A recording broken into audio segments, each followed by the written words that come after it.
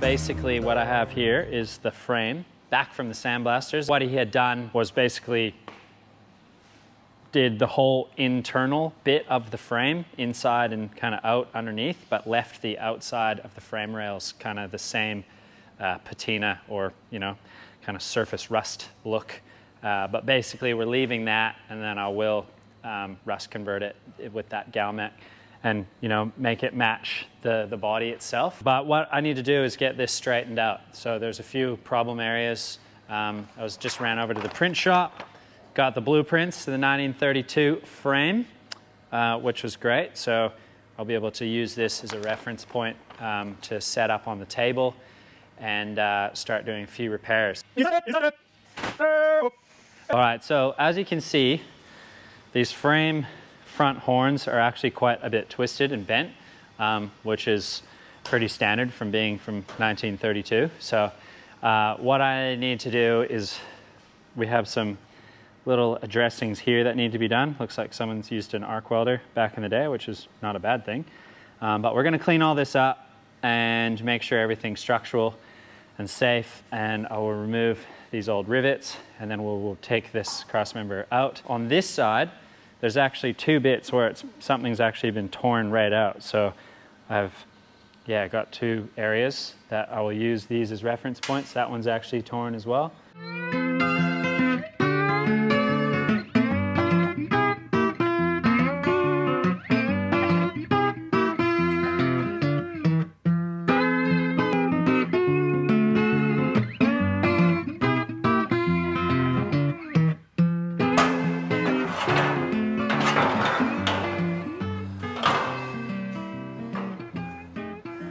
All right, so that is the front crossmember.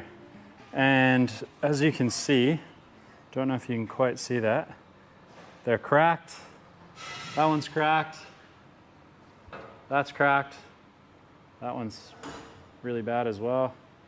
And then this is, you know, kind of the problem area of what we're trying to work with. And then as you can see under here, that's where that crack went. And now we have a crack in the, this is kind of the upper support plate that kind of shares the load for the U-bolts that go over and hold the spring in.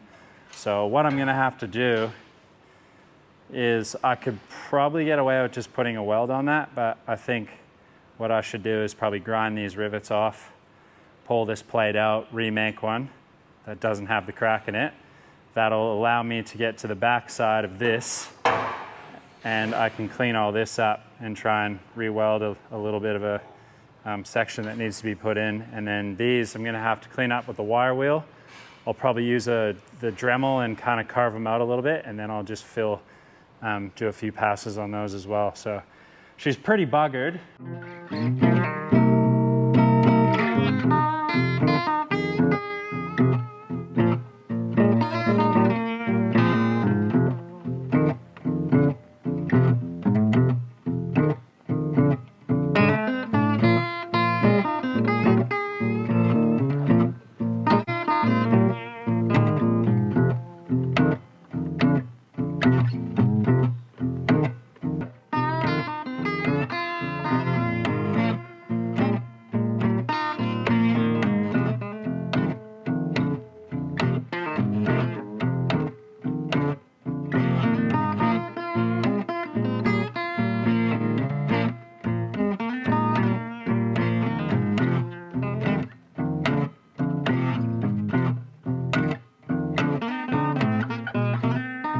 All right, so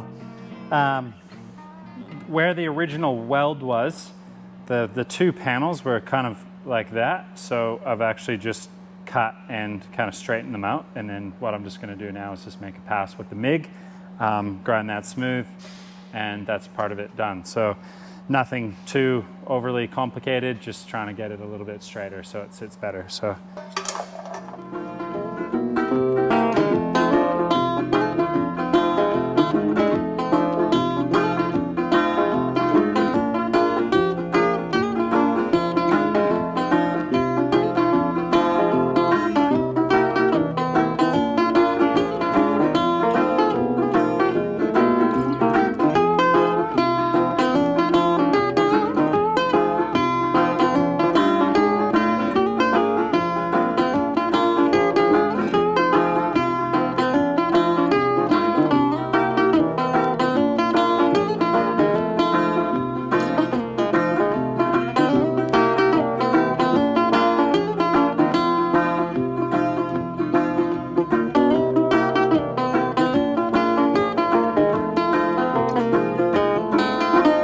So what I've just done there was kind of grind off those old welds that were there, and I've just added weld where I've needed to. So there's a few areas that I'll just use the MIG and make a couple passes on, and then we'll smooth that out.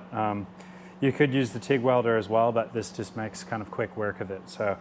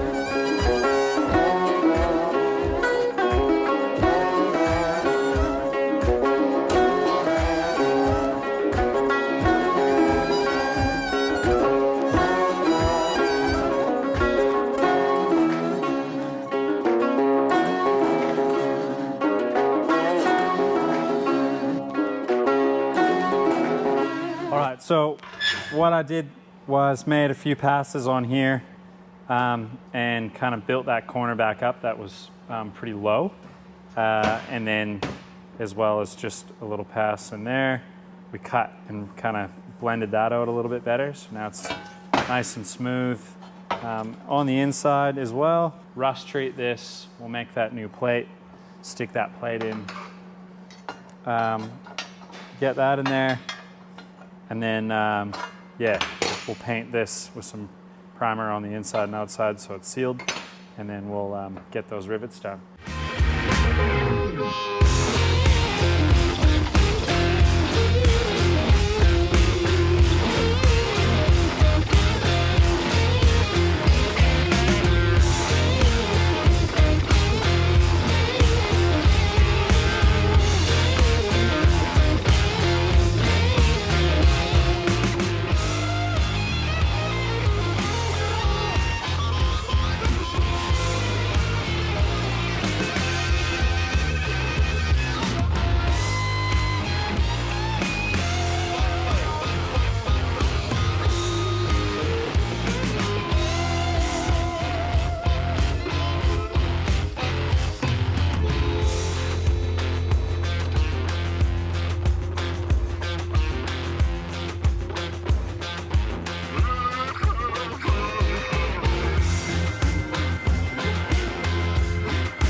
Okay, so I got a little bit of cleaning up still to do inside here where we've kind of laid another weld on, and it's kind of hard to get a little grinder in there, but that little, wherever it is, little finger grinder, that thing works really well.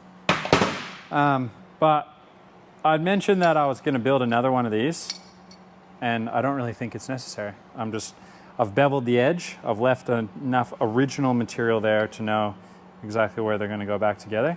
But I'm just going to weld this and stick it back in and put some rivets in, and I reckon it's going to be as good as better than it was before, because it was cracked. So.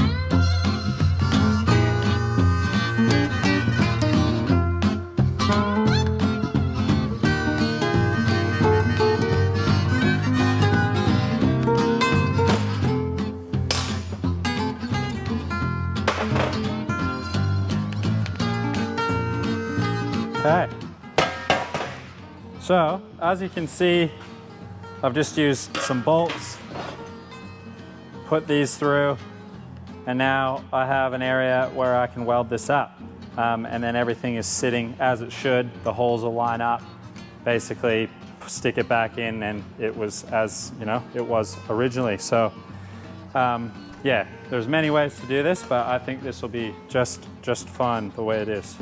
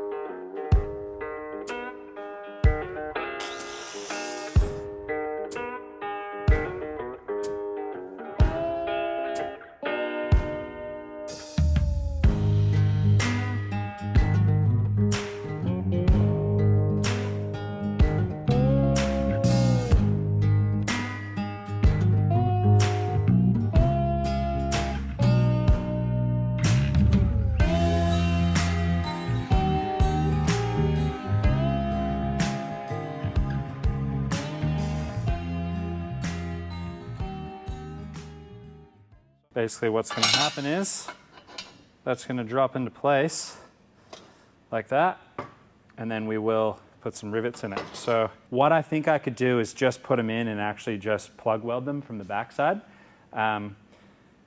This is all held together with the leaf spring and the U-bolts, so everything has pressure on it, so I don't think it's too crucial that they need to be like full pounded together.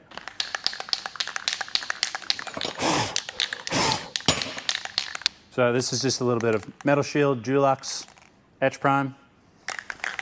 That'll just seal it. And then we'll plop that on. And while I'm mixing this, we'll just see what I got for some rivets. I'll just clean 4 of those up on the wire wheel, trim them to fit. We'll stick those in. They'll look really nice.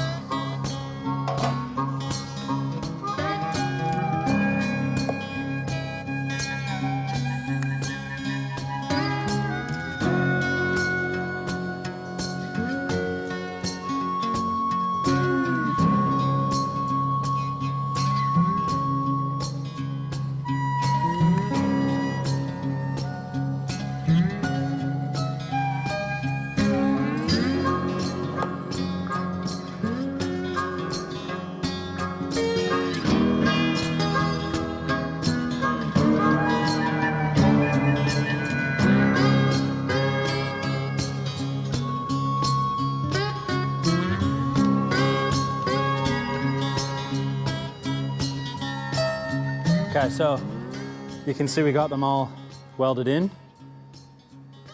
I just used a TIG welder and standard mild steel filler rod, I believe it was about 1.2, and just turned the heat right up just to get some really good penetration. As you can see, it kind of looks, you know, stock again, which is quite neat. So I still need to fix these little problem areas where there's a few hairline cracks. Up for the front, I need to make a spreader bar as well. And rather than making two, I'm planning on using this brake Crossmember arm that was used for Model A's. So as you can see, if that was in there, it would look really, really cool. And then it's got this neat little mount on it here. And with this mount, I will probably use it for mounting a nice little fog light or maybe the license plate. Gonna work off some of these measurements off the front here. And we need to make a template for the insides of these and cut those out. And then we'll have to square this up, trim that, get that to the size that we need for the width of the internal frame rails. All right, so I just got a little bit of paper. I'm just gonna stick it in here and do the old dirty hand trick just to get an edge. So I know where to trim this, and then I can transfer this onto a bit of steel. I will end up using probably some 1/4 inch or 3/16, kind of whatever's in the pile. I'll just have a look now. That's all right. I can use a transfer punch to same size as that to get me centers. But there we go. That's good enough. So I'll just cut that out with some scissors. Ouch. One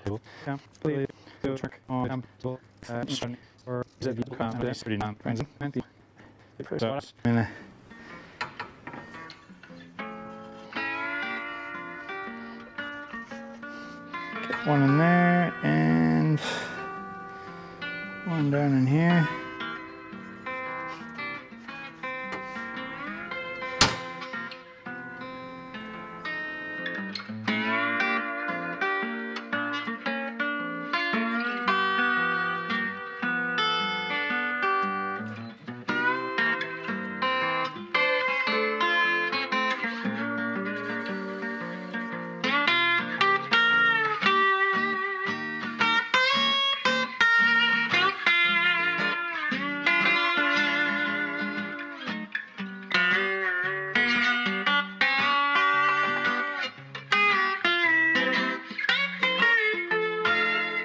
All right, so we just got those cut out, and I just run the little countersink thing just around the edges, just to take the burrs off.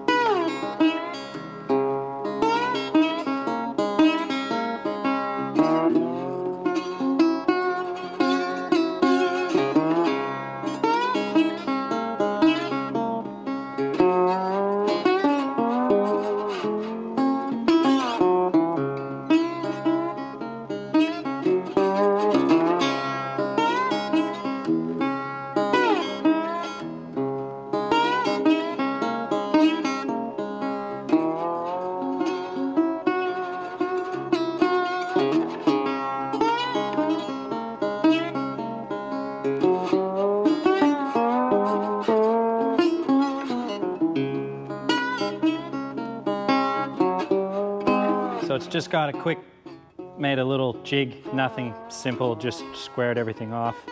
And then the outside diameter of each of these flanges is exactly what I need in order to put it in between that and then have the overall outside diameter of a 106.3 mil or 23 3/4, I believe is what it is. So right now I'm just gonna tack these up and then we'll give this thing a full weld and then we'll install it and see what it's gonna look like.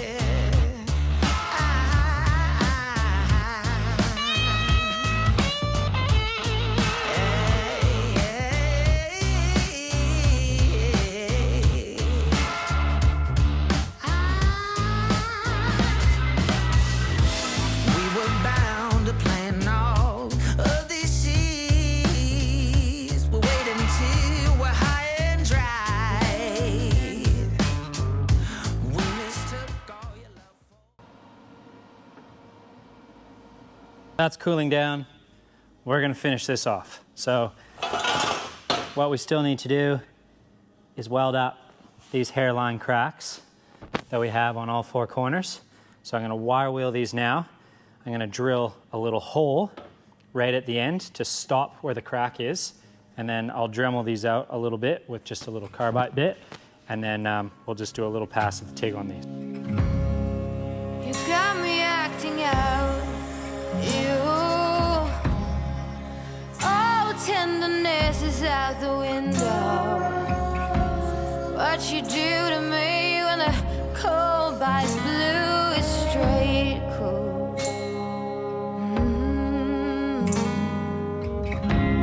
Oh, it has to be you leaving writings on the wall. Promise me roses and a hungry haze, but now there's only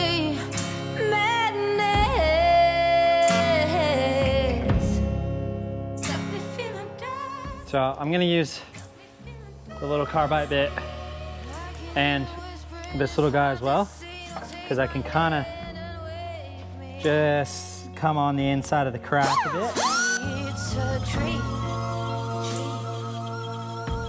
All I'm trying to do is just scallop out a little area just so I have somewhere to put a bit of material in. The crack goes all the way through. It's quite hard to get to the back side of it. So I'm just trying to make that little V, and then I'll be able to get a bit of welding.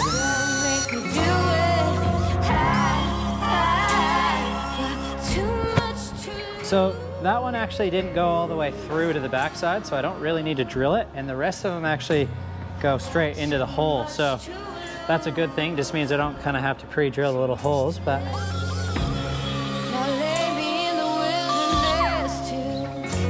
it's good. I'll just show you. You can kind of see how it's all scalloped out. Sorry, the screen's gone black. Let's try that again. Okay, so you can kind of see there where it's scalloped out, as well as that one. So we're just gonna do the same to these little hairline guys here. And then we actually have somewhere to get that filler rod in there. And then we can just kind of grind it smooth, hopefully eliminate them, bolt this thing back in.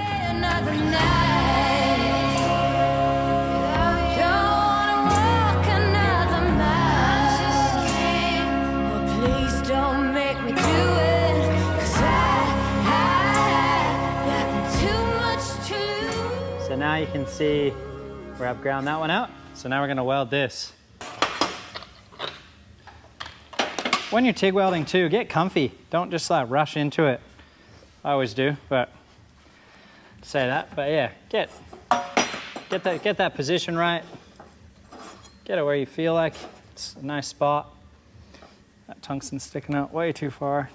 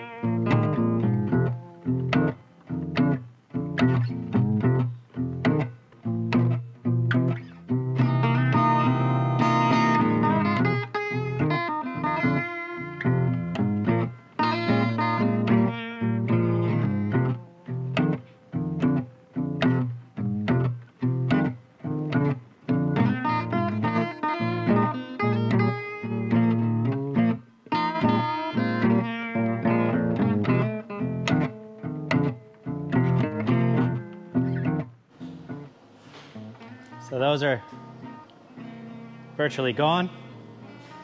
There's a little couple marks for where the weld was, but you're never gonna see this. It goes in the frame, but at least those hairline fractures are now fixed and welded up. So we got it bolted in. Looks really nice. Okay, so I just went over, used the cold saw, got all these cut, and this is kind of where I'm at. I've kind of laid the frame on just loosely just to kind of get a few locations.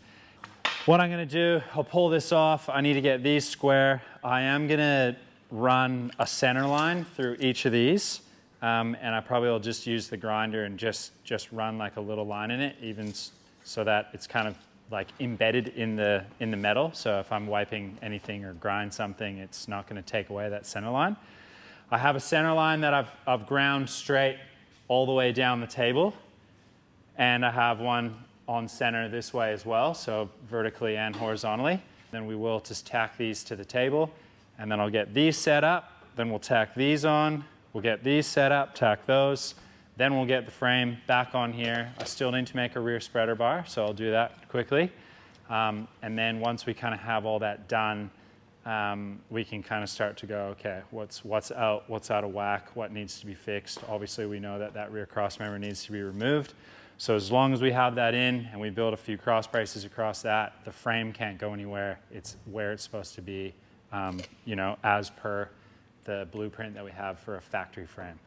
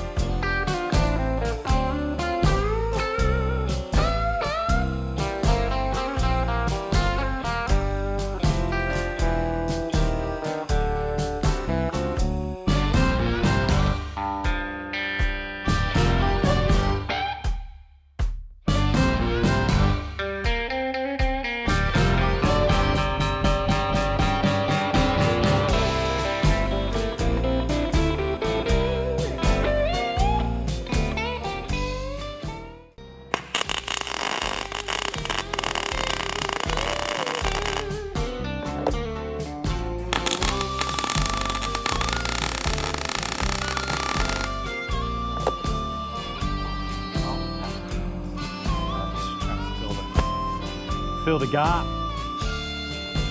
Maybe I'll just do it like.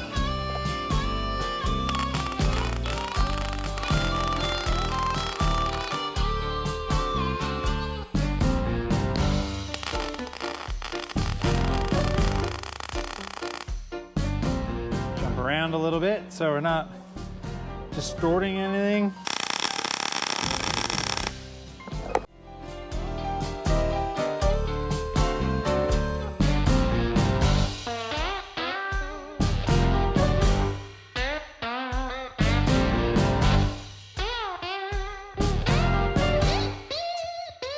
So I'm just measuring out our cross members that are going to go across. And hoping they're going to be in the right spot. What we can do now is we're going to kind of work front ways back for our string line or a laser. And we got an X there, so we know that that's on the line. Slide this over. That's on the money. That's on the money. So that's where one will go. This is where it kind of makes it really handy when you have everything on a center and the table's relatively square where it's supposed to be.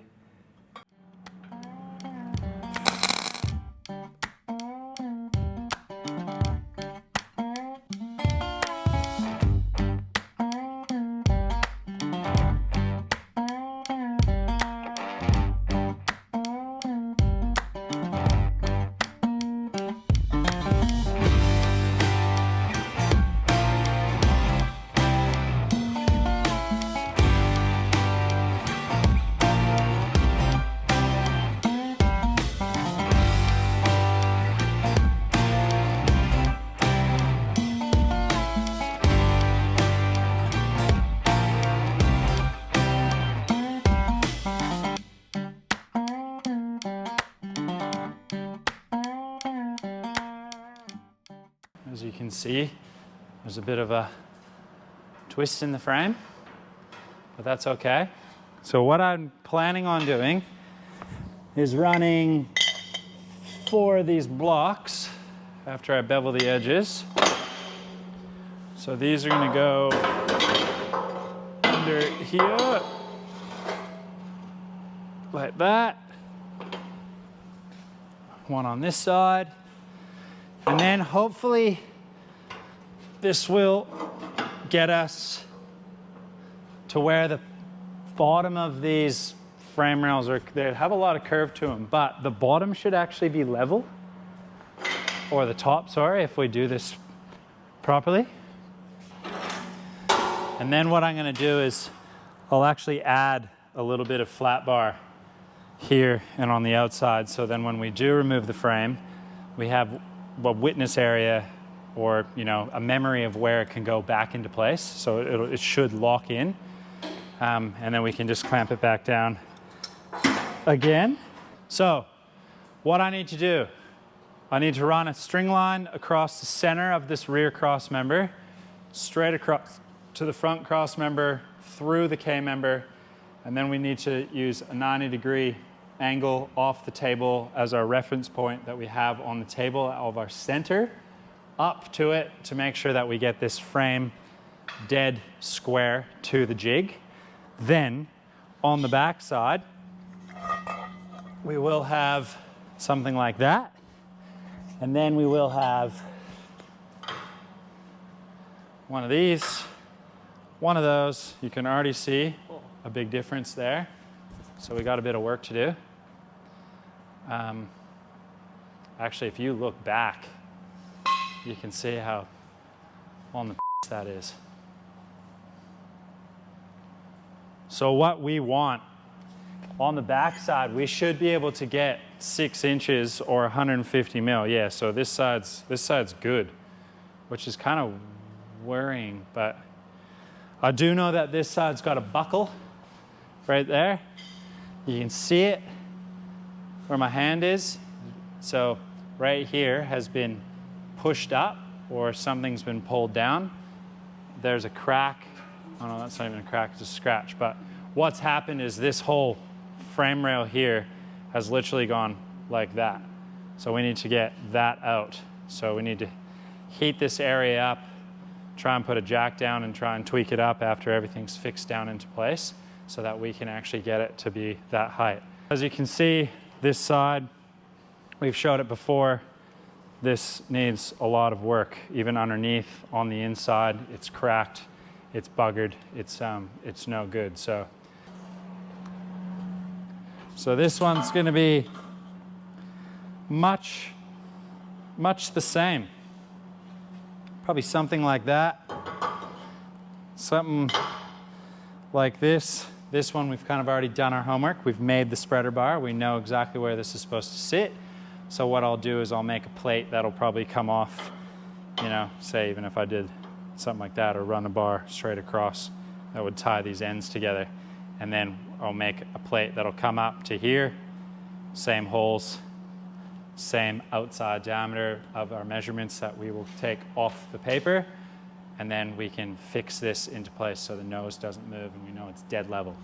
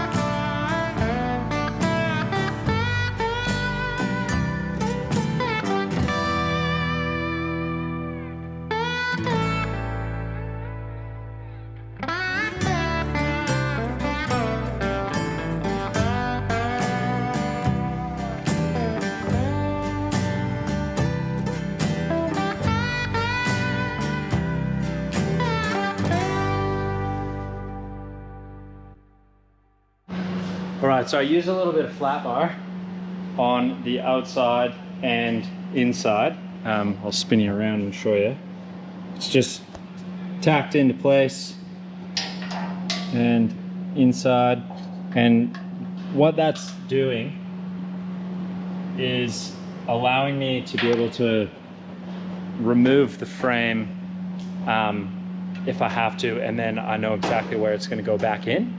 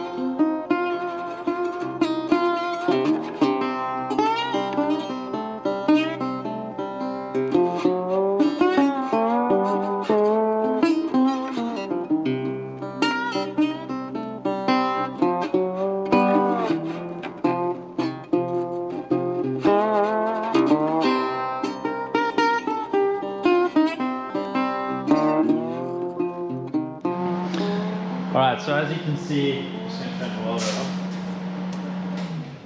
I just got the two upper plates welded in. They're definitely warm. And with the frame going off the measurements, there should be basically a 2-inch, what do you call it? Like a 2-inch gap between the bottom of the front frame rail and the bottom of the actual frame rail itself. So the horn comes down, and then this horn is actually 2 inches higher than the bottom of the frame rail, according to the blueprint. So I know that this is my 2-inch block, and then basically I've just taken the square and run it beside, and then I can look down, and it's probably sitting high by about, I don't know, 5 mil, so I can totally live with that. The only thing is that it is slightly crooked, so if this side were to go down that 5 mil and this side come up a little bit, it would definitely square it off. The bubble's just kind of sitting on the line. I actually just used this bar, and it did work a fair bit, and I just stuck it like that. And basically all I'm doing is just giving it a little tweak.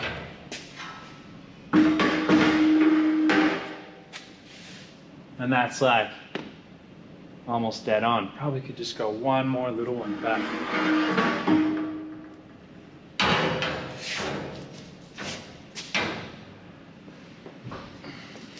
Everything's clamped in the back, so hopefully I should just have a little bit of play up the front. Yeah, it still could go a little bit more, but what I think I'll do is I'll make the mount that's going to come off the side of the spreader bar for this side, because I know that this side actually sits where I want it, and it is exactly 2 inches sitting proud. So if I make a mirror of that out of 2 plates, I'll just use a cardboard template, then I'll transfer it onto some steel, and then when I go and put it on this side, I can kind of tweak this down and then weld it in, and then everything will kind of sit until I have to unclamp it, but hopefully by then I can kind of get a few more things straightened out. So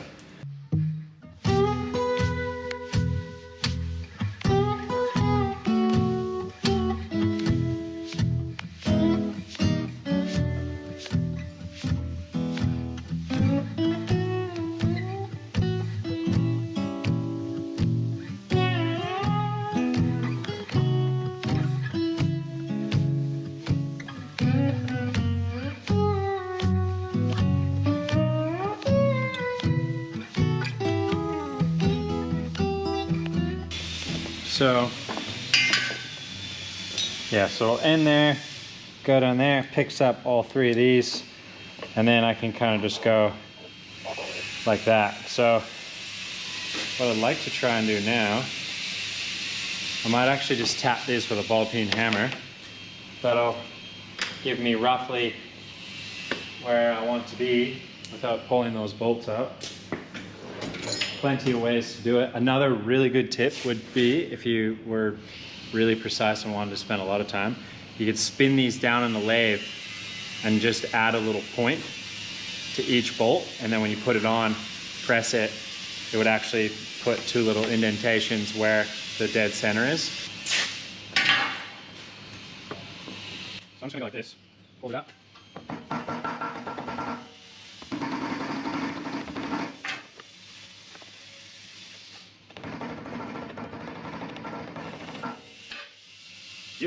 So you can see there's the top of those. So now I can find the center of those, and then I know that's exactly where it is.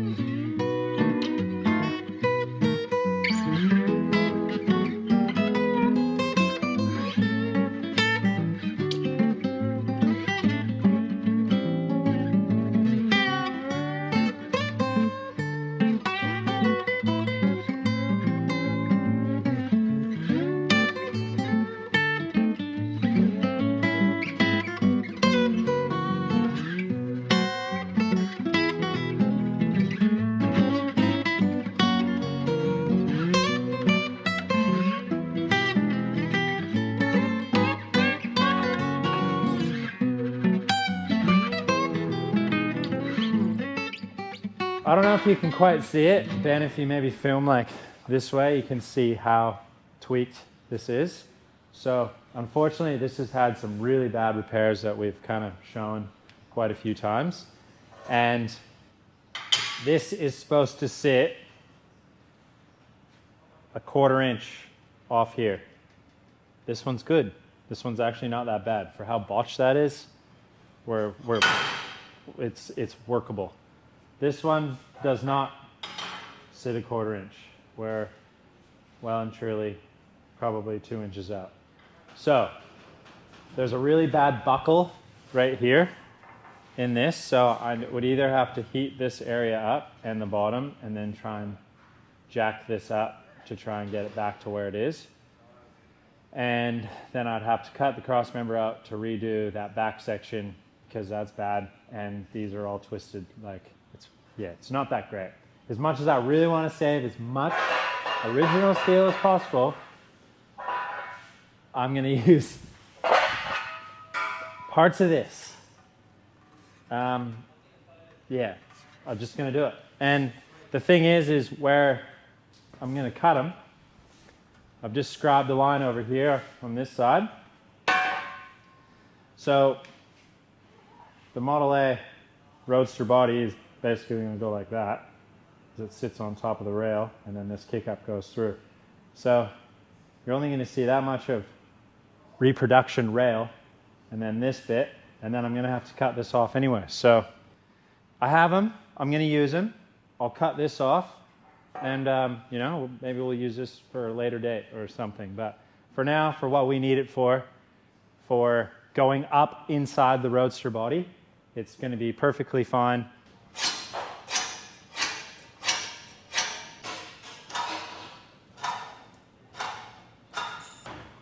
Before I hit the buckle.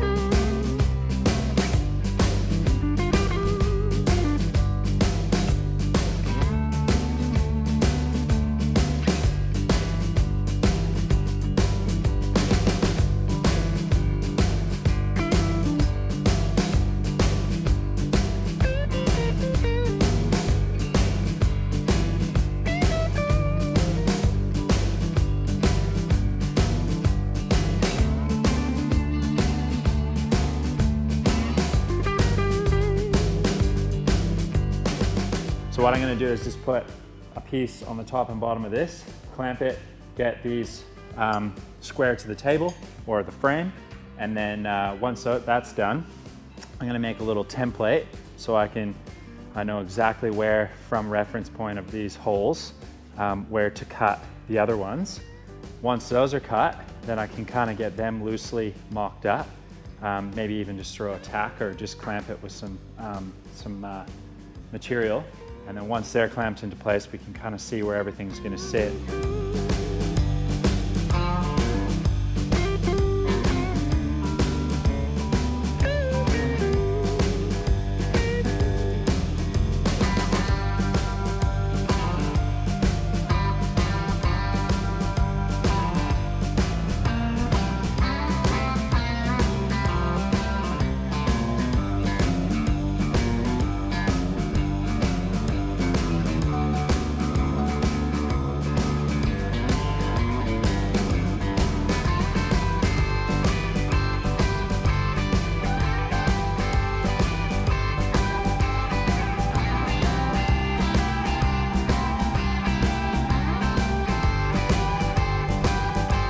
I just got a little bit of cardboard. I actually just pulled these back off again, just to make a nice little template that kind of sits in there and gives me the exact cut line. It sits inside the chassis rail really, really nicely, which is good. So what I can do now is make a reference point to my body mount, and then I can do that the same on the kick-up.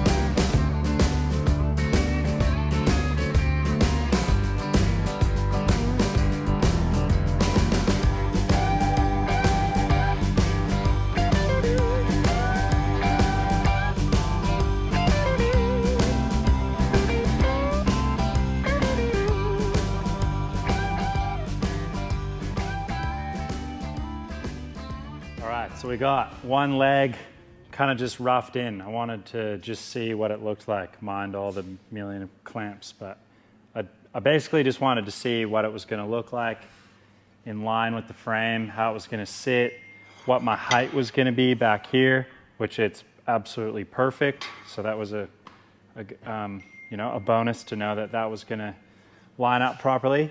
Potentially, I could actually just put a few light tacks on it just to hold it into place. Then I can remove the clamps, build this mount kind of back here where I need it to go. And then once that's in, then I can start kind of getting this little spreader bar fixed in, which I could probably actually do now, because then that would have something to kind of bolt to. So right now, I'll quickly make a paper template, and then we'll transfer that onto some steel. So that is what we were trying to do, and we achieved it with the old dirty finger trick. The oldest trick in the book. So now we can cut this out, and then we'll take this, put it straight on here, cut two of them out, and we're almost there.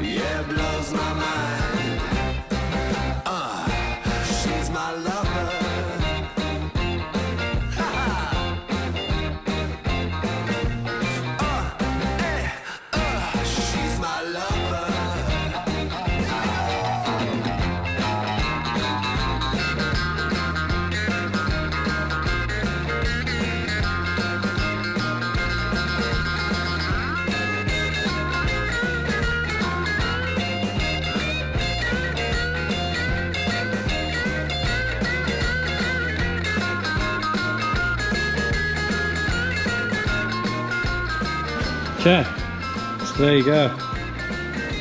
Welded in all the way across to the other side. Now we have ourselves a spreader bar.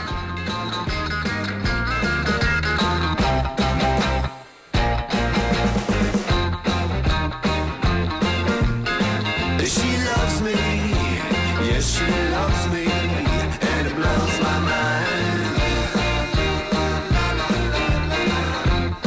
Yeah, it blows my mind. She's my lover.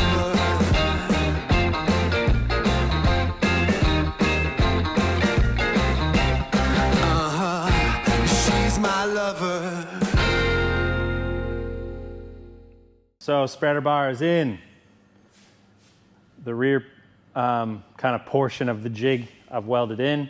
I've just got this little bit of angle sitting on the top, so the edge of it is actually sitting right on the frame, and it's giving me a really nice way to level it out. And it's exactly off the top, 2 1/4 off kind of our jig here, which is what we want. Let me see if I can show you this a bit easier. So 2 1/4 off the kind of the level bit of the frame. So that's what we got, and it's sitting there. Everything's square. I've done some cross measurements, and it all looks really nice. So what I'm gonna do, I'm gonna leave those. I'm not gonna tack them in quite yet. I'm gonna make these little plates that we've done similar to the front. Once these are done, I'll bolt those on, and we'll tack these into place. Then we'll tack those, and everything should stay where it's at. In factory, relatively close to factory, specs. Little gusset, very similar to the other ones. That'll just sit like that and sandwich between, and the frame, sorry, will sandwich between the spreader bar and this outside plate, keeping everything relatively square. So that's what we want to try to achieve. So now we need to transfer these, make 2 of them, exact same, and then we can weld them in the same spot.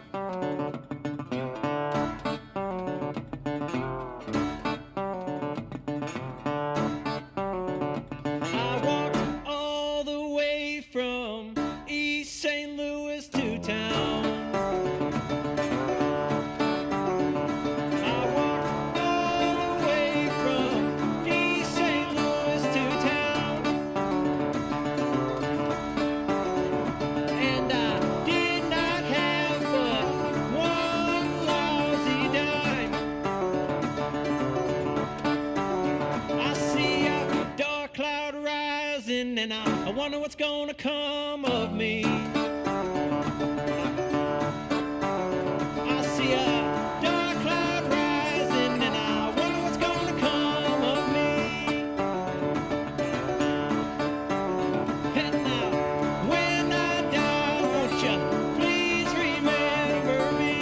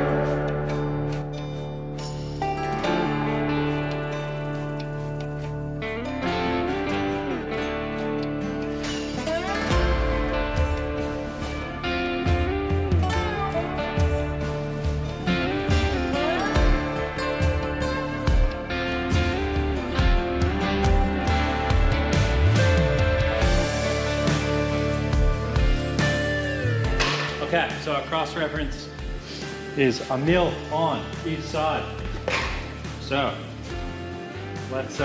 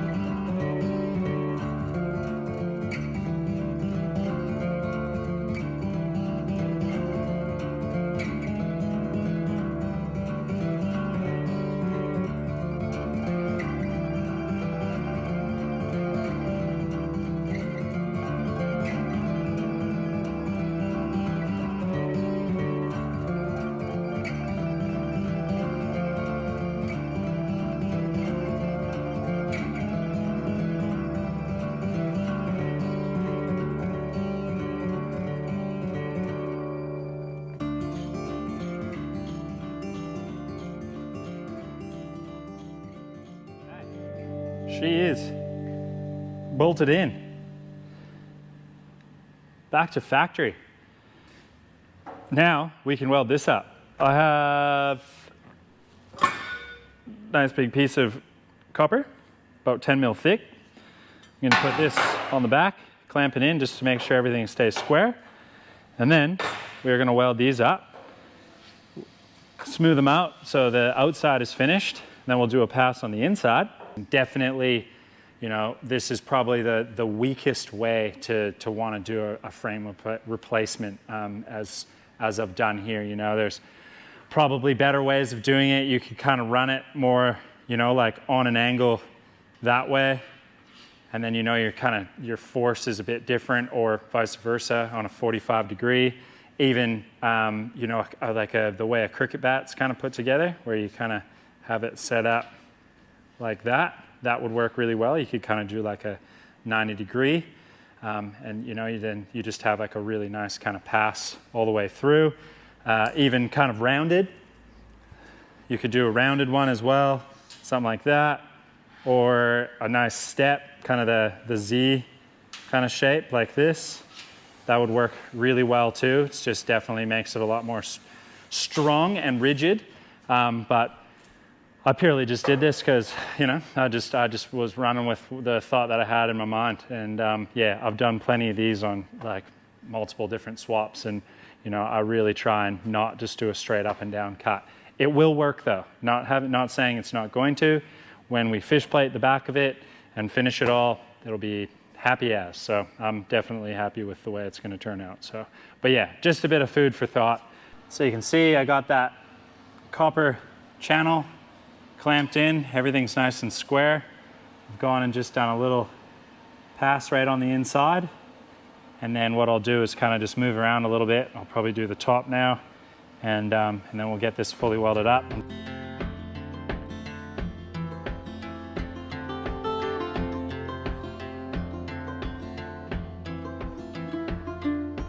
On the road, headed back to New Orleans, driving in the country past old-timey scenes. Big birds were singing in the tall willow trees, mighty fine.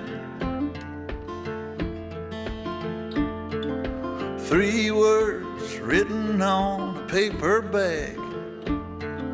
I miss you was written in a message in black, thrown in a van 2,000 miles back. A better time. And how many souls and times that I've told, places that I'd wanna be, and how many days when I could have stayed instead of just getting up to leave. And given we make time, I'll meet you down the line.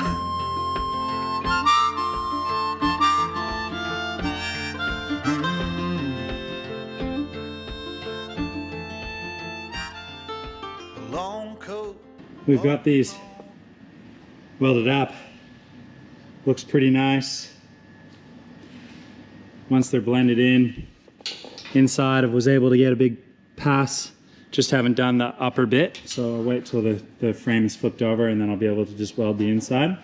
So, doesn't look too bad.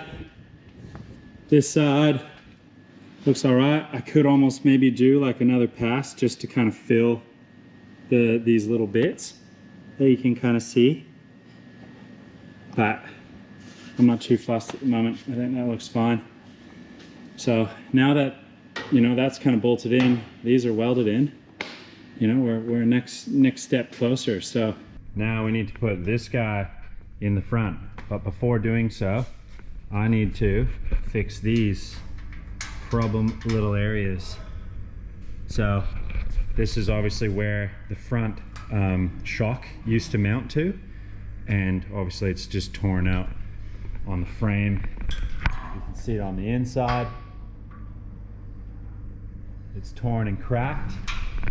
On this side, this one's actually quite good, and this one's just got a small repair. So we may even be able to, you know, kind of just cut this little area out and just repair a small section there, so we don't have to do too much on that side.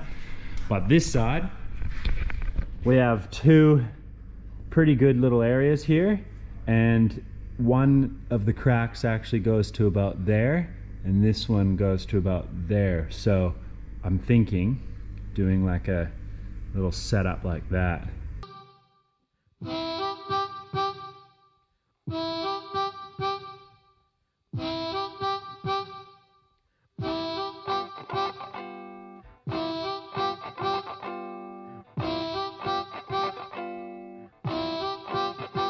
I was born up in the mountain, raised by an old grizzly bear.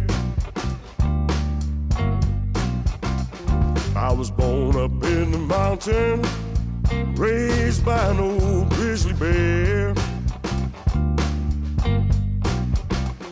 I was fed by Mother Nature, and I breathe fresh, clean, natural air. I rose up with the sunlight and the moon, she called me to sleep. I rose up with the sunlight and the moon, she called me to sleep. All right, so you can kind of see that. It focuses. We got a really nice clean edge all the way around. We've kind of chamfered it at a 45 degree all the way around, kind of using the file, the carbide bit, and then just cleaning it up with our little flap discs and our brown roll-off wheel. The brown roll-off wheel, a brand new one, for when you're trying to clean an edge. If you're, you know, trying to do what I'm doing, is trying to leave a bit of the patina or the surface. It just takes it off and doesn't take too much material off, which is really nice. So it cleans it So I'll be able to TIG weld it still, but it still, you know, like leaves material there. So what I can do now is I'll put my cardboard in behind, trace that out, or I may even just actually cut a piece of steel that fits in behind here, scribe that, saves me having to do it twice, and then I can fill this area up. So let's grab a piece of steel, we'll trim it roughly to fit behind there, clamp it into place, scribe it accurately, and then cut it out. Okay, so I got my little piece cut out, roughly. And what I'm gonna do is stick this in behind, just like that. Clamp this in place.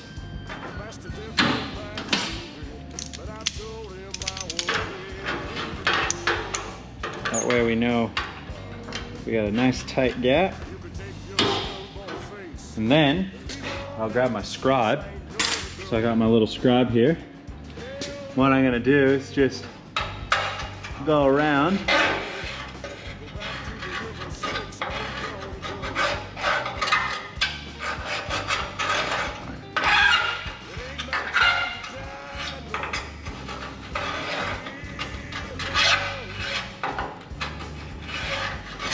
Now I got it scribed out.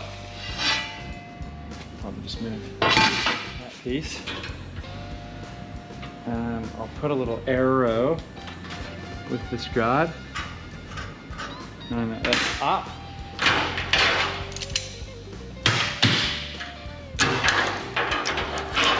So now we got our piece on there. So I'll just roughly cut that out and get it as close as I can. We'll pop this in, tack it in, and we'll be good to go.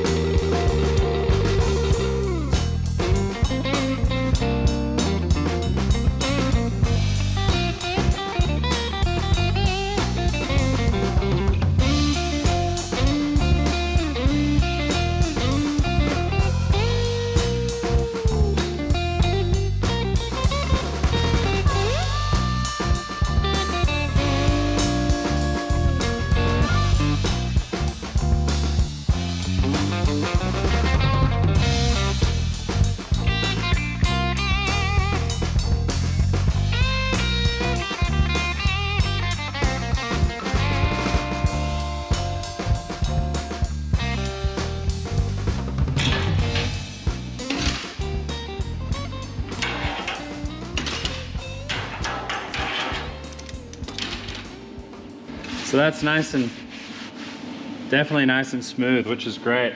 May just stick that nice piece of copper in behind there. That piece there. And that's just gonna help with just kind of absorbing a bit of the heat. So that just kind of allows us to have quite a nice backing. You know, and so the weld on the backside will actually be quite nice.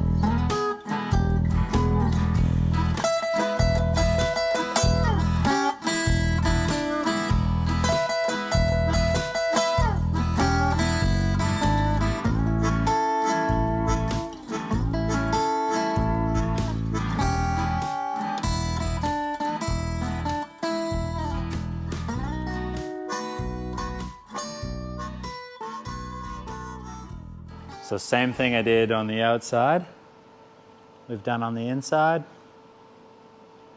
Nice pass.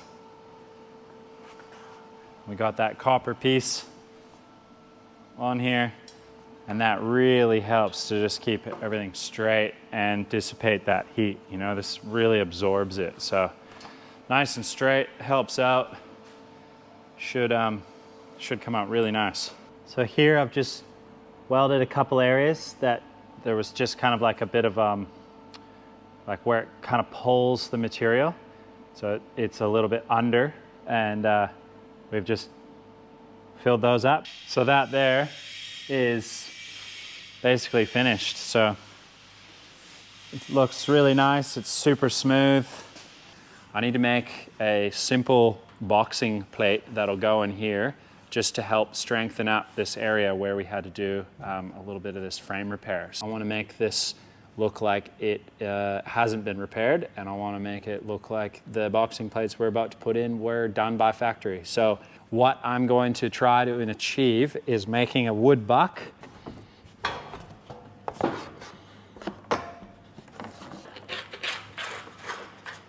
Okay, so we got a loose little template. So now I'm just going to cut that out with a blade, then we'll fit it, make sure she works.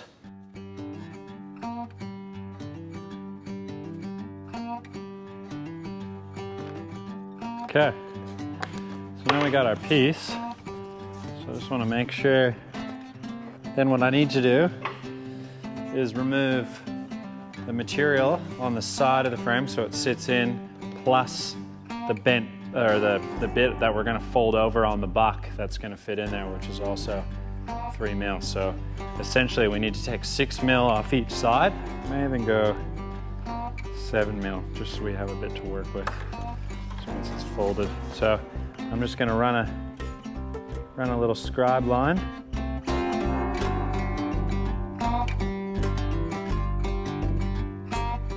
So that's the material thickness of the frame plus the material thickness that the bit we're going to fold over.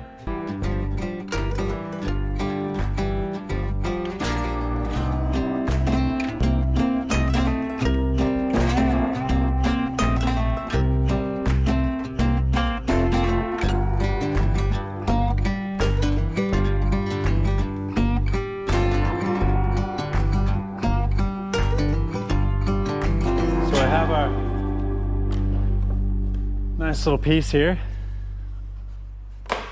and what I'm going to do is just trace this out onto this form ply, and then I'll cut out probably 2 pieces, maybe even 3 of them, and then I can kind of put them all together. I'll sand them, and then I'm going to router this top and bottom so we have a nice contour, and then we'll sandwich it in with a plate on top. I'll probably cut a steel plate out just to help it not want to pull up.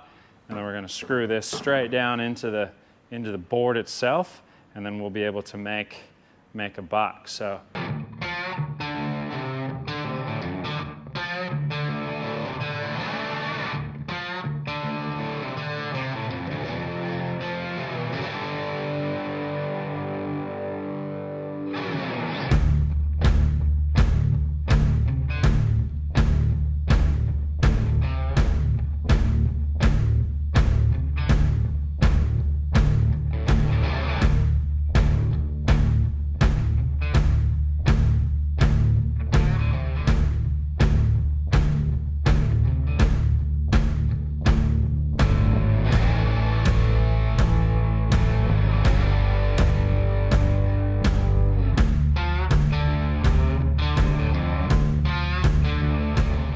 All right, so here we have the 2 pieces. They're screwed together, so we know that they're the same.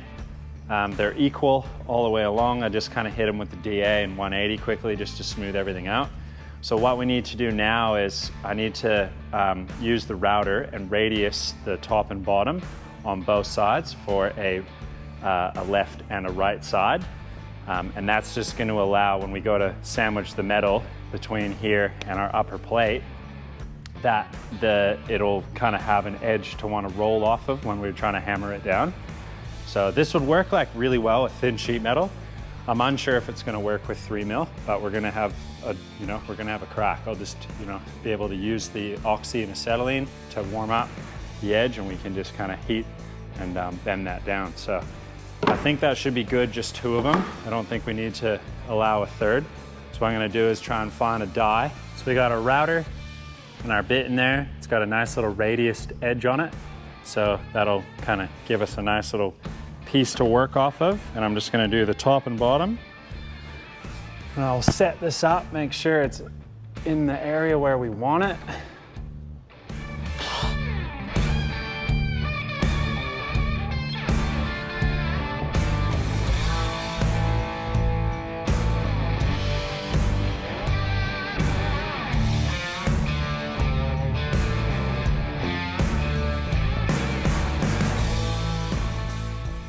Kind of a rough idea of what we're doing here.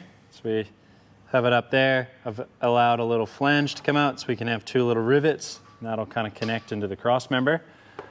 So I know that I need to add material on both sides of this. I've measured it out and measured how much material it's going to take to make that radius as well. So if I add 25 mil to each side of this, cut that out, put that piece in, and then what we'll do is we'll make a smaller piece of this, actually bring it in probably 10 mil and make it out of some thick plate that we can put on here. And then we'll screw everything together, clamp them down, and then we can try and hammer the edge.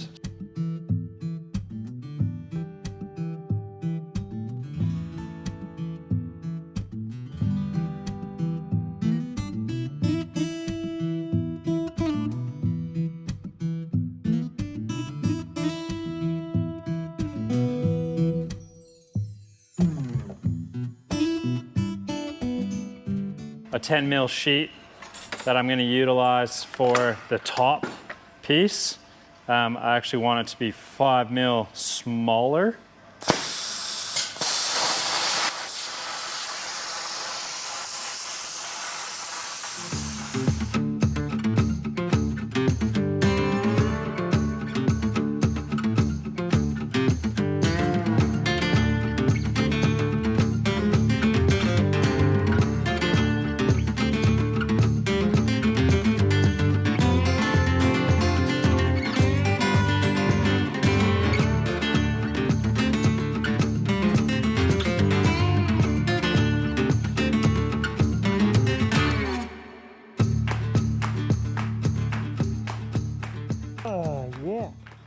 This is our actual piece that we're going to try and bend the flanges to actually make work. So once those are lined up with our reference points, then we're going to take this guy, stick him on top. This is slightly smaller all the way around, which is good.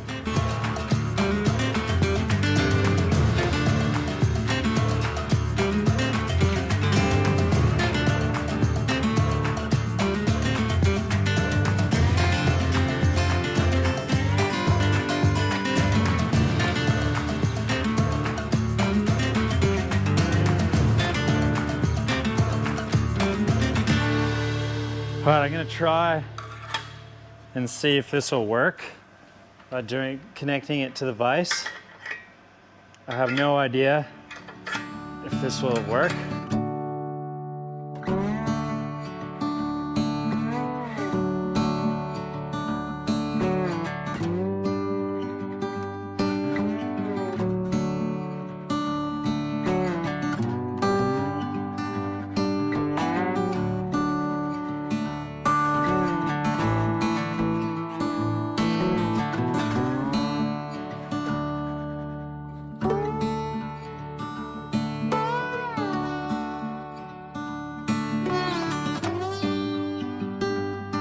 See what'll happen.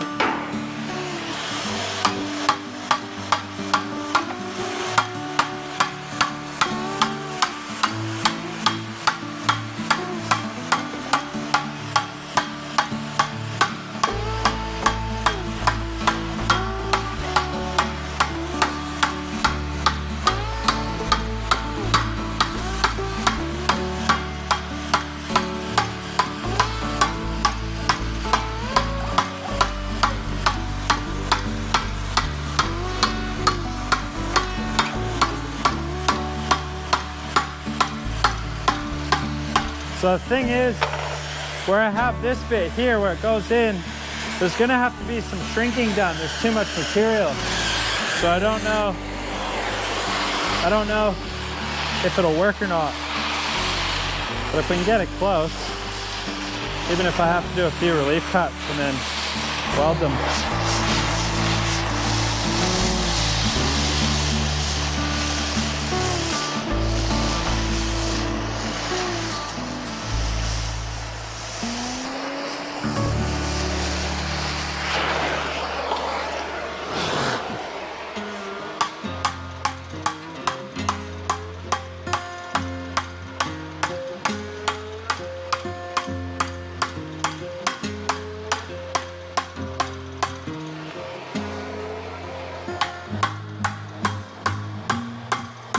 Oh!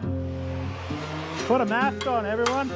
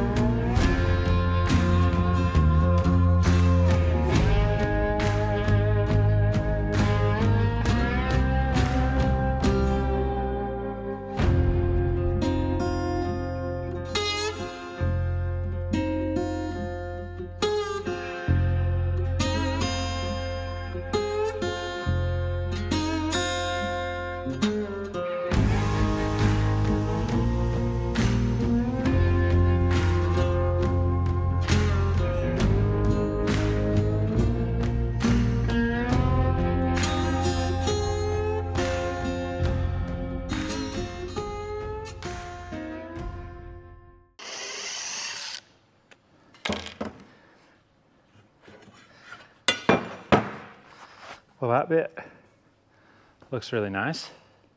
Bottom side look like pretty bloody close. Oh yeah. So you can see it's definitely charred it. Just needs a little bit of a, almost put that through the planish. I wouldn't really clean it up, but that's like really neat and it's super flat. But we do have a nice little radius on there. It fits really well. I'm just going to kind of smooth this out, round all the edges off. But one thing I am going to do is it's obviously a little bit wobbly from kind of where it had to be stretched over and then, you know, stretched in here and kind of shrunk here. So the edge is a little bit wonky. So I'm going to do is just lay this down flat. And then I'm just going to run a scribe line along both sides at the same height, and then we're just going to trim those. I have this wicked, just going to try and make a little bit more room so it's not so cluttered so you can see it. This wicked little tool, and what I'm going to use it for is actually just to run like a dial indication.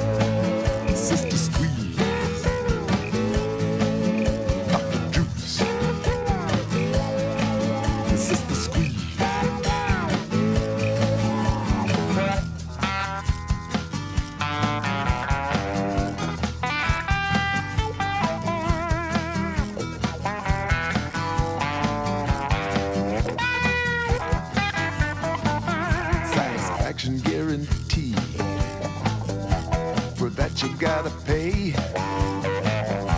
She said she'd fix my body in that old-fashioned way. She wrapped her arms around me. All right, so I'm just gonna kind of show you how it fits. It's pretty close, but it could be a whole lot better. A couple more pieces. We're gonna do one more of these, and then I'm gonna screw the plate to this on both sides because we do need a male and female version of it. I'm gonna bevel the edge of this so we have something to go onto.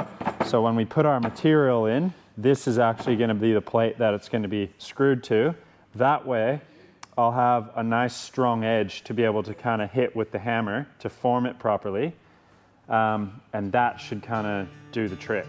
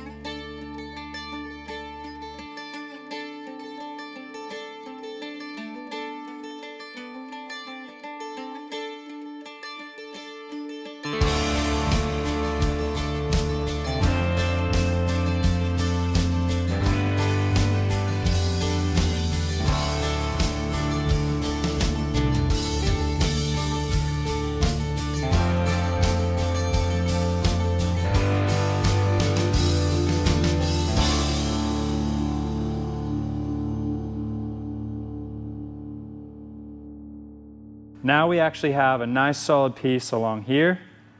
We have a nice beveled edge, if you can look in there. That's our beveled edge that we're gonna roll this piece over.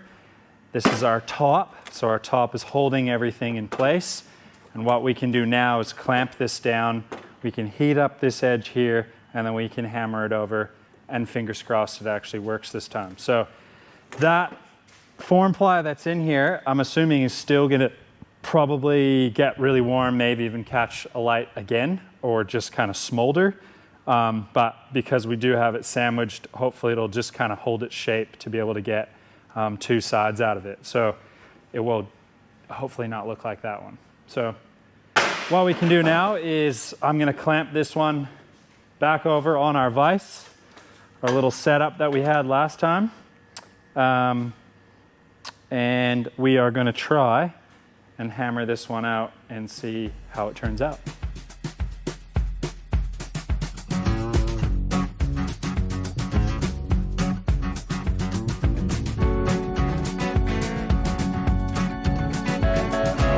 You never guess the places that I've been.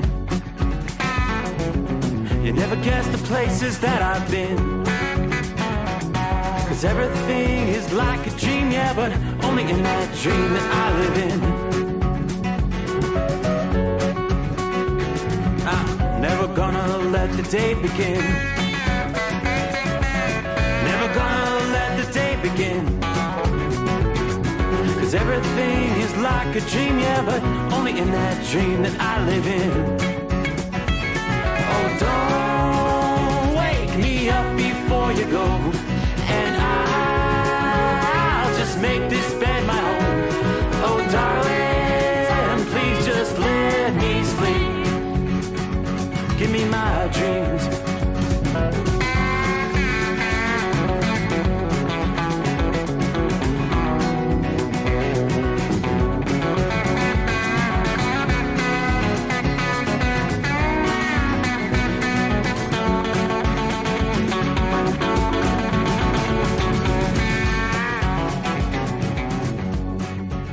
So right now what I'm doing is just measuring for where I'm going to put these rivets. And then I've used my old calipers as my scribes. I've scribed a line on the top of the frame rail and have just measured to make sure that the head can live in there and have enough room.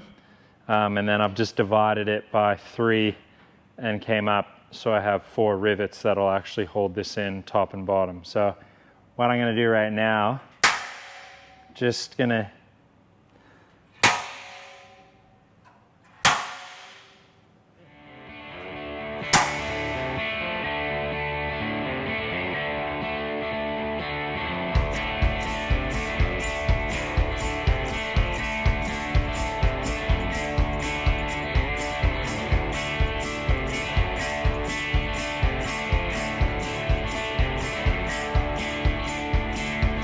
She come out to break a night, and the pink skies waving goodbye. She come out to break a night, leaving no traces around. She's trying to free a reckless heart. She's trying to be as light as the breeze. Queen of art and Friday morning. The queen of art and Friday morning.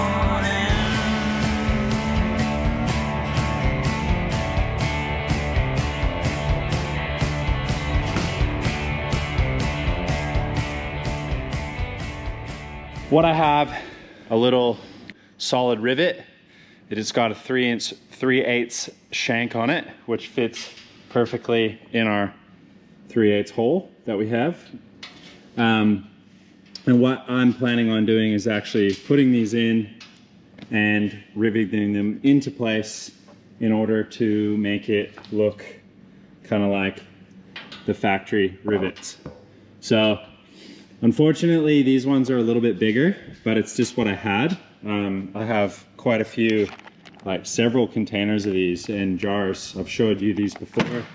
Got another little jar. These ones are smaller. These are 5/16, so they'll be perfect for the front cross member.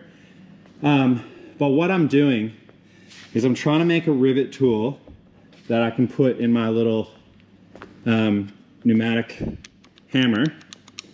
And I have like a several different little attachments for this that are for smaller, you know, tiny little rivets that I would use for putting sheet metal together. So what I'm trying to figure out now, what I've done here, hopefully that'll focus. This is a wheel nut welded, and I've welded the inside onto a shank that would have had just a smaller style rivet. The inside, I've used a drill bit to kind of drill it out.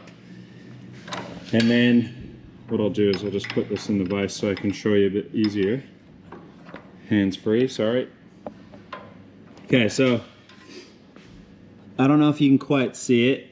It doesn't like to focus when I go very close, but what that does is it's basically I'm trying to get the same shape as the rivet.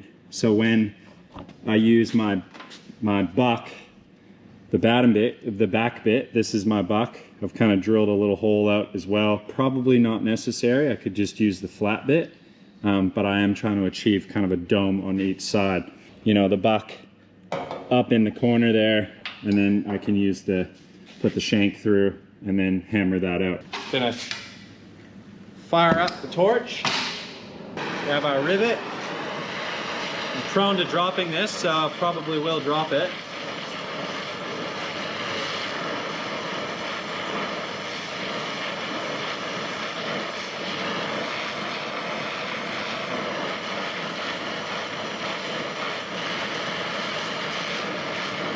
trying to get a nice even heat all the way around it, not holding it in one spot, just moving the flame around the rivet. I've found that it works a little bit better if I get it a bit warmer than kind of that cherry hot that people have explained. Okay, so torch down, rivet in.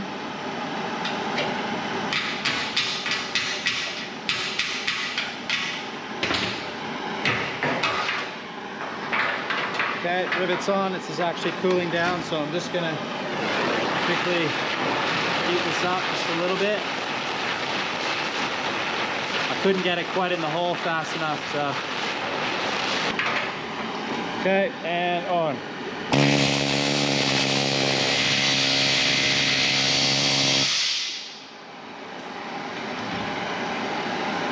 Awesome.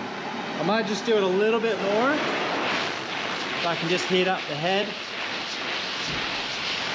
Just to flatten it out just a little bit more.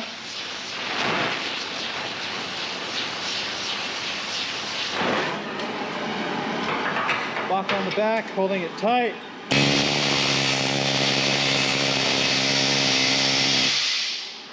Whoa! That one turned out better than the other one.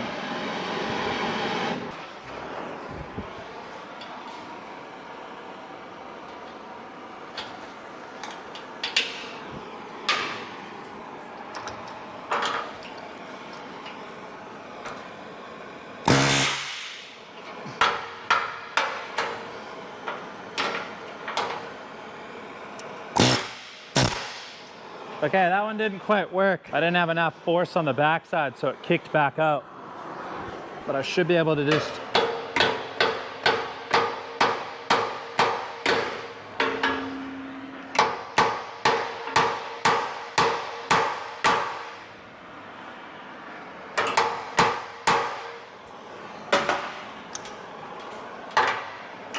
that should work. All right. So some of them go smoothly, some of them don't. That's okay though. I think just gonna get this one nice and hot, trying to focus obviously the flame on the actual rivet, but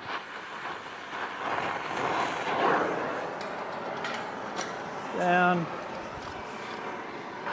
Cooling down too quick, I think, again. Yeah, yeah. Two-person job, I reckon. Get you on the back side of the buck.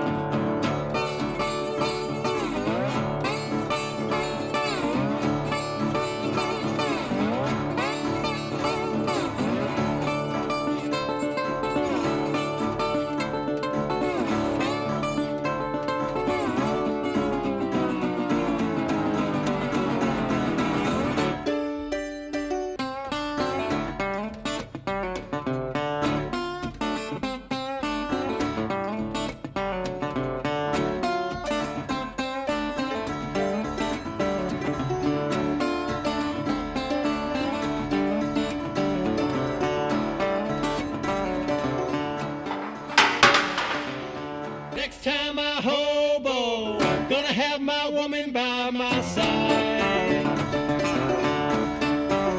And next time I hobo, gonna have my woman by my side. And if you make it to St. Louis, folks, stop by on the other side.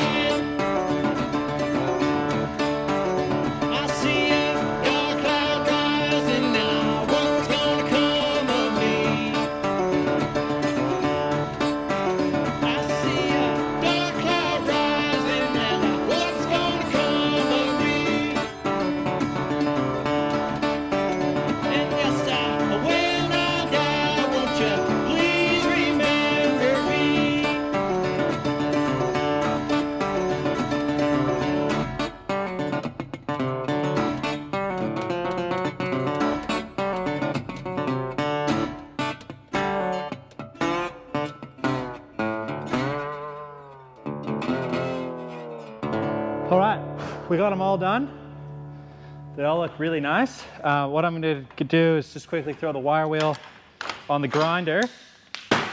Got no table space anymore. And just going to quickly just clean them up, just see what they look like, inspect them, make sure they're all good, and then we'll move over to the other side.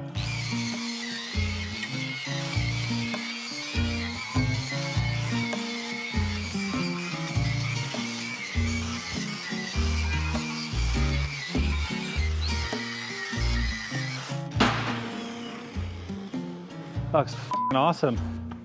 Oh, I'm so stoked with that. I could probably, you know, play around with that even more, like really, really smooth it out so it would get them, but to be honest, I think that looks great.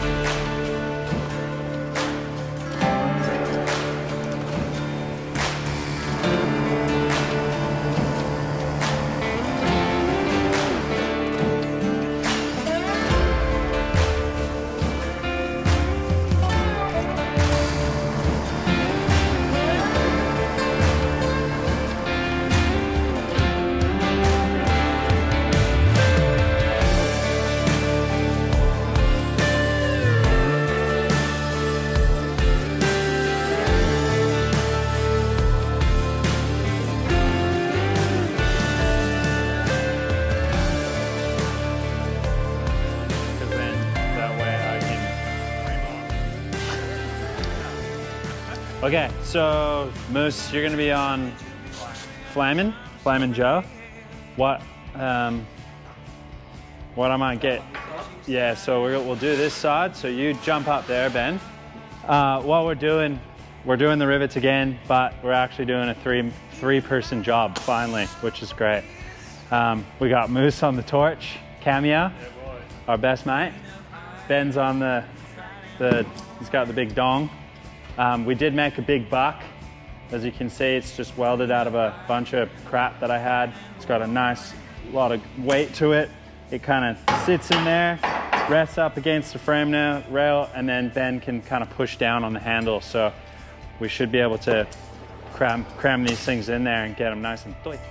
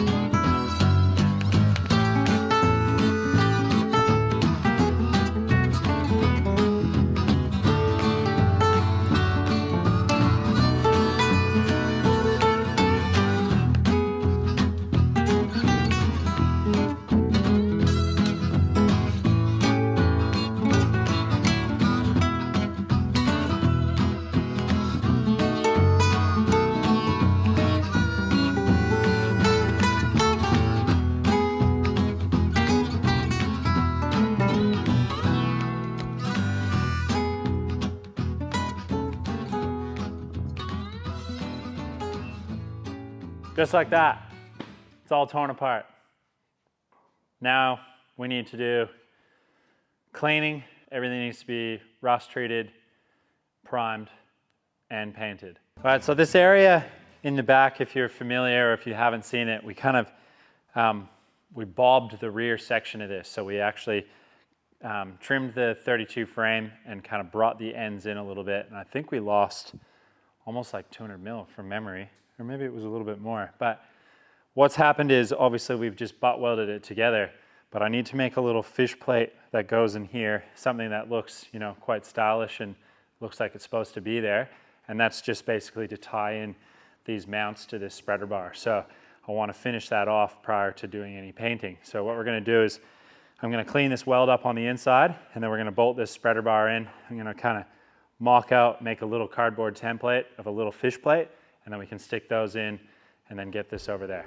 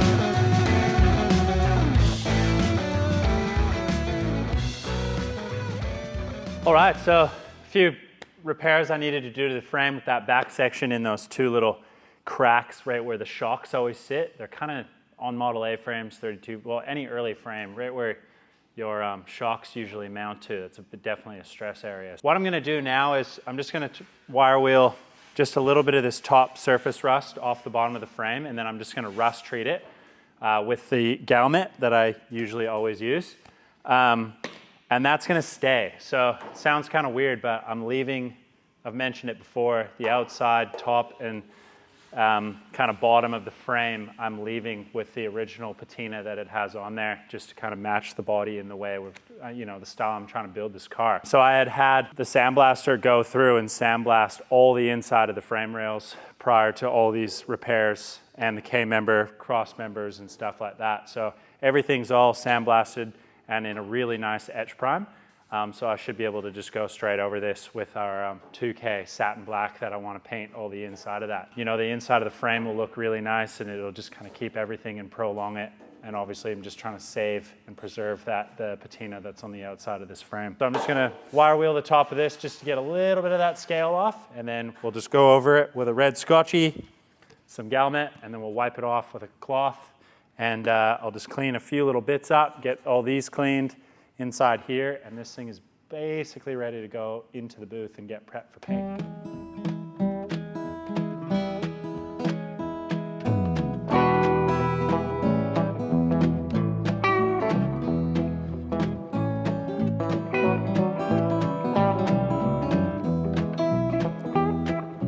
Well, I left Chattanooga, boy, had $1 and a dime.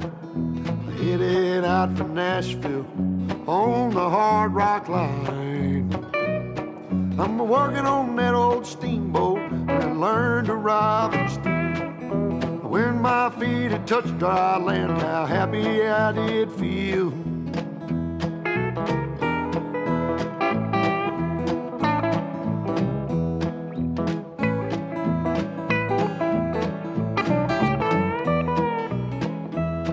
Been saving every penny for to make up through the fall.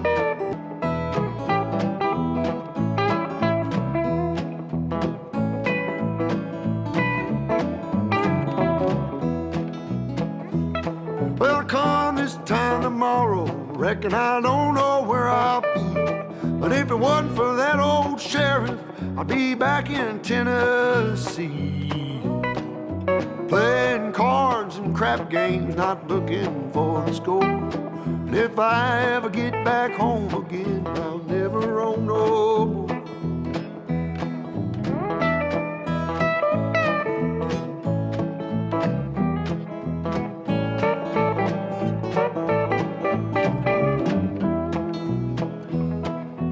Gather round, you good time boys, listen to my song. May not know better, but I know you know right from wrong. Buy yourself a postcard so you can see the lights of town. Find yourself a country girl, keep quiet and settle down.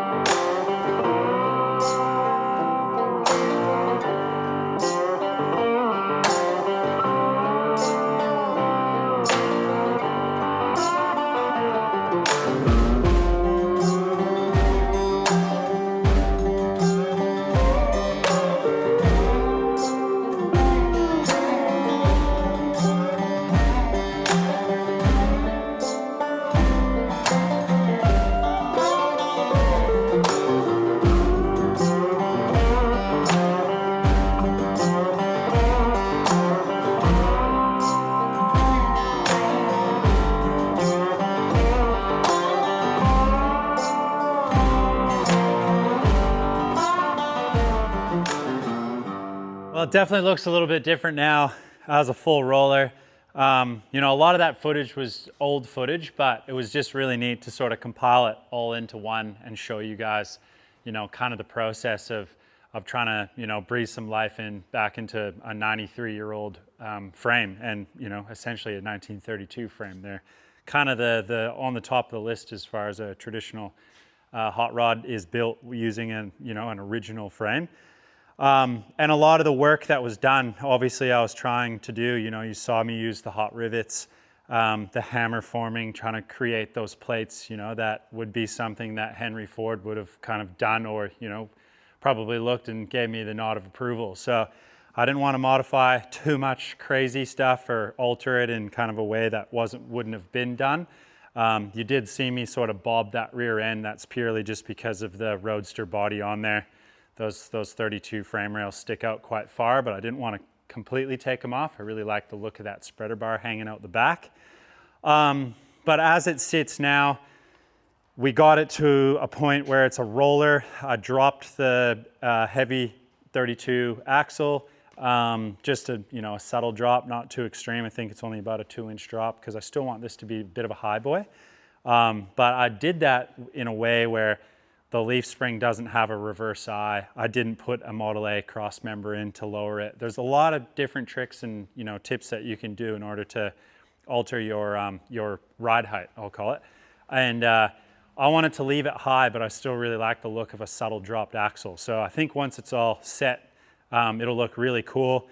In the back, I've finally got the quick change set up with the 36 bell ends and torque tube, and everything's like all complete and finally done. And a huge thanks to Cully, who helped me do that. It's sitting really low in the back because I tried to use a T-model spring, and that didn't work because of the way the radius rods are on a 36 rear end. So I will be putting a stock Model A rear buggy spring in, and I'll probably just take a couple of leaves out, but that'll all be sort of trial and error once we have a lot of the weight back in the car.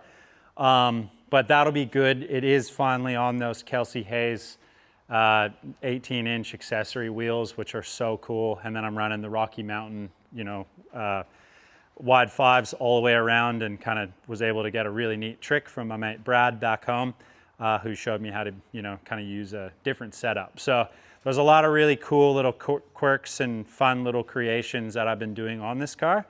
You can see it does have mock-up Arden heads in it right now. That is because I have been creating those exhausts that you guys probably have watched. And if you haven't, definitely jump back a few videos. And, we were able to create some really custom one-off flanges along with the Scotsman creating these beautiful sand bent pipes. So it's, kind of evolved into a few different things.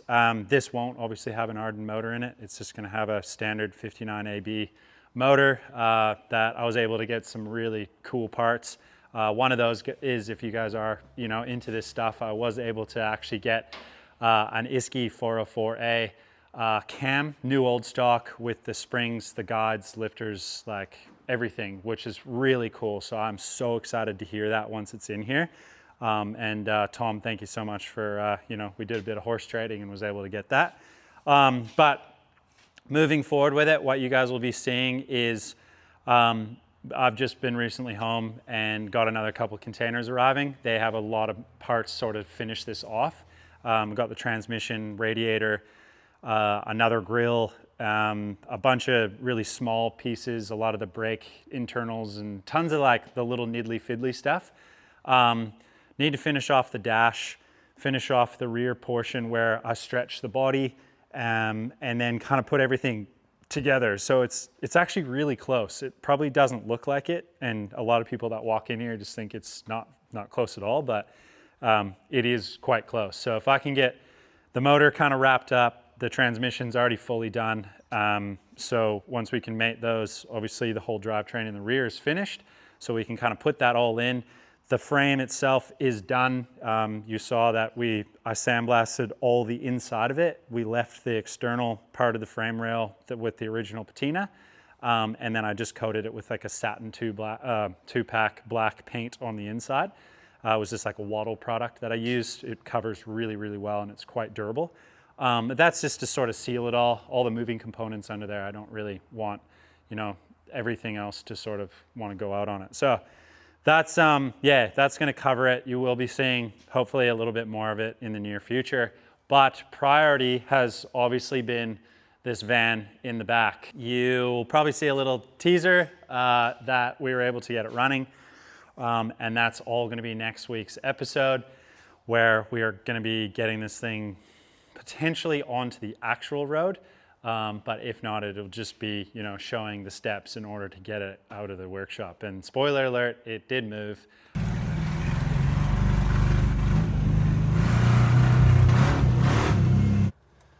That was, we have no brakes. Yeah, So that was super terrifying going up that hill towards the gate. I just said to the boys, I we just didn't bleed the brakes. I don't know. Nah, the brake, like, they kind of work, but that lid genuinely, my sphincter was very tight.